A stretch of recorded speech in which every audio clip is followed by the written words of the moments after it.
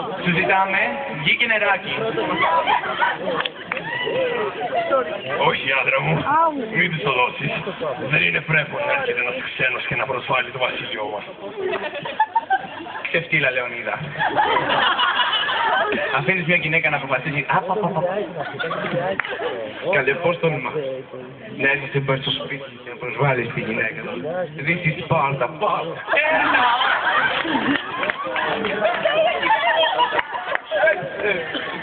Πέφτει η νύχτα στη Σπάρτη και ο βασιλιάς Xerxes έρχεται ώστε να συζητήσει με τον βασιλιά Λεωνίδα. Κουβέρτα φοράει.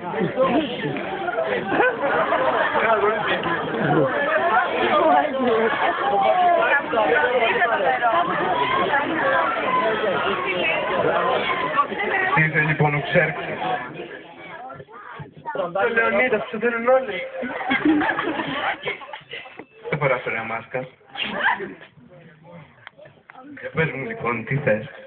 Γιατί Λεωνίδα, γιατί δεν δέχεσαι τις όρους. Θες να πεθάνεις, μια χαρά είσαι. Θα πάρω το καμψίκι μου και θα σε καμψικώσω. Πάρε και το πει, πάρε εκείνη. Πάρε, δώσε, φέρε, μη, μ' αρέσει,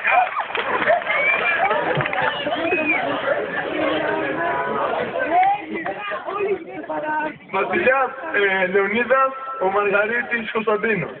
Βασιλιάς Xerxes, ο Άγγελος. Ο Τριανταφυλλίδης. Γυναίκα του βασιλιά Λεωνίδα, ο Μπαλτάς. Ο Σύρης.